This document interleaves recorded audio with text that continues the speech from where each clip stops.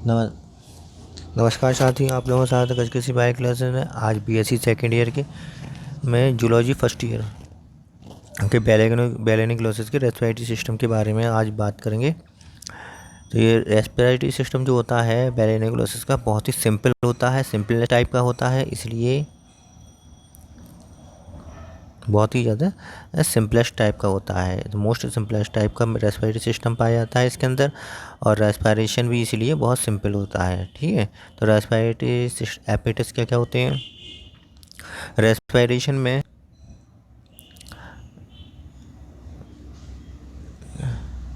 Respiration में gills तथा bronchial sac भाग लेते हैं। दो चीज़ें भाग लेती हैं रेस्पिरेशन में, एक तो गिल्स और दूसरा ब्रोंकियल सैक, जो फेरिंग्स में स्थित होते हैं। ठीक है, फेरिंग्स में याद रखना, इसमें पहले भी डायग्राम हमने बना चुके हैं, उसमें हमने फेरिंग्स में ही दिखाया था। फेरिंग्स में दोनों चीज़ें, दोनों पार्ट्स गिल्स और ब्रोंकियल सैक स्थित होते हैं। फेरिंग्स की कैविटी दो भागों में विभाजित रहती है। ठीक है, तो फेरिंग्स की जो कैविटी तो डोर्सल साइड की और एक वेंट्रल साइड, दो ही साइड होती हैं, तो इसलिए फेरिंग्स की कैविटी जो है डोर्सल साइड में, डोर्सल चैम्बर में और वेंट्रल चैम्बर में विभाजित रहती है। डोर्सल चैम्बर रेस्पिरेशन में सहायता करता है। क्यों डोर्सल चैम्बर ही रेस्पिरेशन में क्यों सहायता करता है? क्योंकि डोर्सल चैम्बर की साइड में क्या होती हैं, गिल्स होती हैं, इसलिए रेस्पिरेशन में सहायता करता है। अतः इसको ब्रोंकियल चैम्बर भी कहते हैं। रेस्पिरेशन में सहायता करता है इसलिए इसे ब्रोंकियल चैम्बर कहते हैं। और डोर्सल चैम्बर और वेंट्रल चैम्बर की तरफ तो गिल्स होती नहीं है, इसलिए वो रेस्पिरेशन में सहायता नहीं करता है। ठीक है, तो डोर्सल चैम्बर जो होता है वो क्या होता है कि रेस्पिरेशन में सहायता करता है, और इसीलिए हम इसी को ब्रोंकियल चैम्बर कहते हैं। इसमें दोनों लेटरल साइड्स पर वी शेप या यू शेप के गिल स्लिट्स पाए जाते हैं। लॉन्गिट्यूडनली अरेंज रहते हैं, लॉन्गिट्यूडनली अरेंज रहते हैं लंबाई में, और गिल स्लिट्स पाए जाते हैं। गिल स्लिट्स जो होते हैं वो कैसे होते हैं, यू या फिर वी के आकार के होते हैं। ठीक है, तथा इसकी संख्या आयु के साथ साथ बढ़ती रहती है। किसकी संख्या? गिल स्लिट्स की संख्या। आयु की जैसे जैसे इसकी बैलेनिकुलेसिस की आयु बढ़ती जाती है, वैसे वैसे गिल स्लिट्स की संख्या बढ़ती चली जाती है, और ये बी आयु के आकार के होते हैं और लॉन्गिट्यूडिनली अरेंज्ड रहती हैं। प्रत्येक गिल स्लिट्स एक जोड़ी अंडाकार आकार का होता है। प्रत्येक गिल स्लिट कैसा होता है? एक जोड़ी होता है और अंडाकार आकार का होता है। तो एक गिल स्लिट का मतलब क्या है? एक जोड़ी अंडाकार गिल्स। ठीक है, तो इसमें ये रेस्पिरेटरी एपेरेटस में यही देखिए, आपको हम डायग्राम में दिखा देते हैं। ये है एक जोड़ी गिल स्लिट का मतलब क्या होता है कि एक जोड़ी, ये है अंडाकार गिल्स के हो गए। ठीक है, तो इसमें ये गिल स्लिट्स लिखा हुआ भी है, गिल स्लिट्स हो गए एक जोड़ी।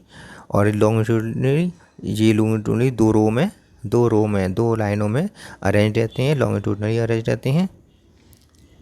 ठीक है, लॉन्गिट्यूडनली ये अरेंज रहते हैं। और ये देखिए आप, ये क्या है? Bronchial sac. ब्रोंकियल सैक होता है, डोर्सल साइड में ब्रोंकियल सैक होता है, और बाहर की तरफ ये पोर्स की सहायता से खुलते हैं, इन्हें हम कहते हैं गिल्स पोर। ठीक है, ये रहा गिल्स पोर।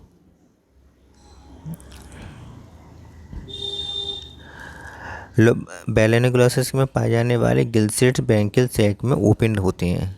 गिल स्लिट्स जो हैं वो कहाँ ओपन होते हैं? ब्रोंकियल सैक में। देखिए ये रहे ब्रोंकियल सैक, ये है ब्रोंकियल सैक, ये वाला ब्रोंकियल सैक है, और गिल स्लिट्स जो होते हैं वो ब्रोंकियल सैक में ओपन होते हैं।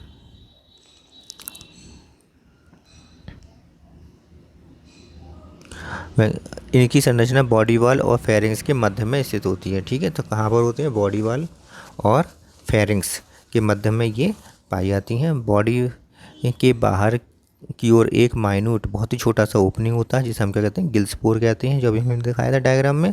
फिर से देखेंगे, गिल्स पोर ट्रंक में ब्रोंकियल जेनाइटल रीजन में दो रो में स्थित होता है। तो ये कहाँ पर पाया जाता है? ब्रोंकियल जेनाइटल रीजन में। ये ब्रोंकियल जेनाइटल रीजन है, इसमें दो रो में स्थित होते हैं। ब्रोंकियल सैक में खुलते हैं, और बाहर वाले जो होता है उसे हम क्या कहते हैं? गिल्स पोर कहते हैं। ठीक है, बाहर वाली जो ओपनिंग होती है उसको इसे गिल्स पोर कहते हैं। ब्रोंकियल सैक में ये खुलते हैं और दो रो में स्थित होते हैं।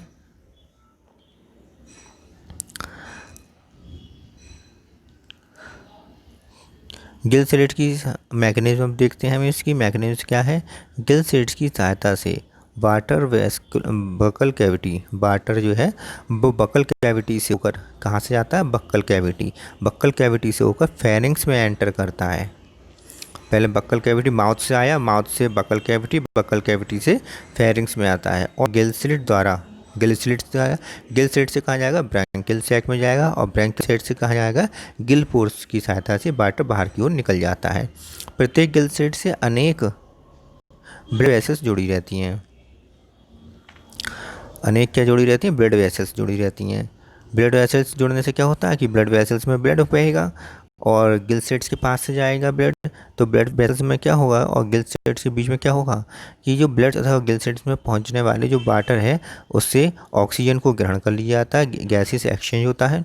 वाटर में जो मौजूद ऑक्सीजन होती है उसको, वाटर में जो मौजूद ऑक्सीजन होती है वह ब्लड में चली जाती है और ब्लड में जो CO2 होती है वो वाटर के अंदर चली जाती है। इस प्रकार गैसेस एक्सचेंज इसके अंदर होता है। देखिए ये गिल स्लिट्स है, माउथ्स में आता है, माउथ से फेरिंग्स बक्कल कैविटी में और बक्कल कैविटी से फिर फेरिंग्स में, फेरिंग्स से होता हुआ ये गिल स्लिट से होता हुआ ब्रैंकियल सैक में, ब्रैंकियल सैक से फिर ये पोर से गिल्स पोर से होता हुआ बाहर की तरफ निकल आता है बटन।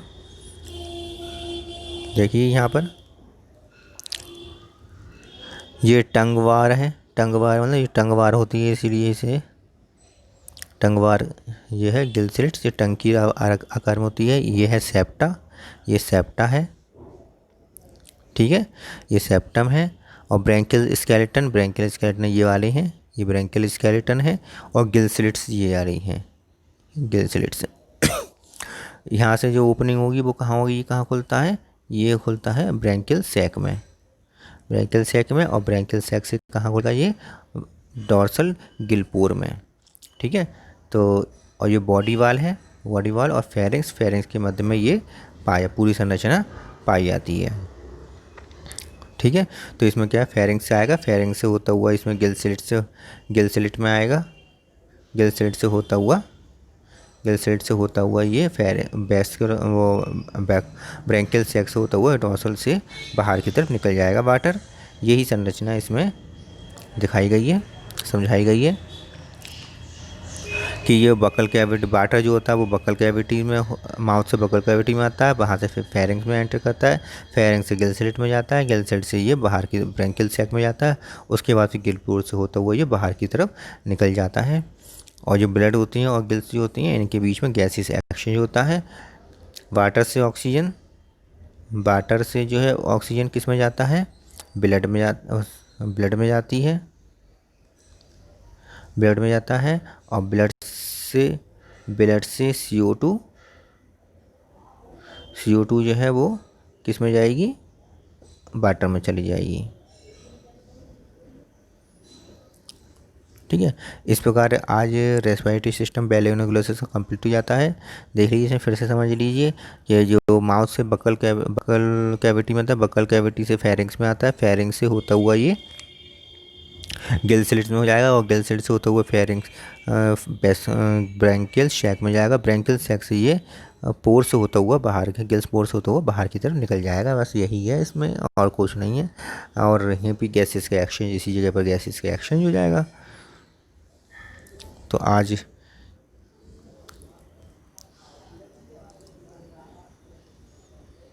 आज हम इसको यहीं पे समाप्त करते हैं।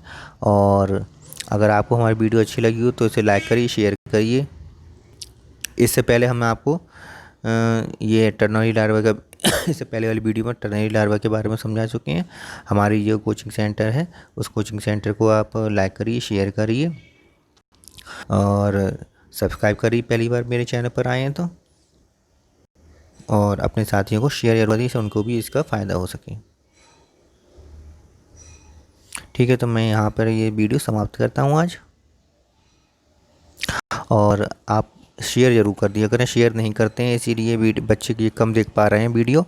और ये डायग्राम जो है जो हमने इसमें ये डायग्राम बनाई, ये डायग्राम बहुत ही ज़्यादा इंपॉर्टेंट डायग्राम है। ये पेपर में बनाने बहुत ज़रूरी है। पेपर में आप लिखें, ये डायग्राम भी बहुत ज़रूरी है, बहुत ज़्यादा इंपॉर्टेंट है। और ये क्वेश्चन भी बहुत ज़्यादा इंपॉर्टेंट है, एसपीआईटी सिस्टम का क्वेश्चन भी बहुत ज़्यादा इंपॉर्टेंट है। इसे तैयार जरूर कर लें।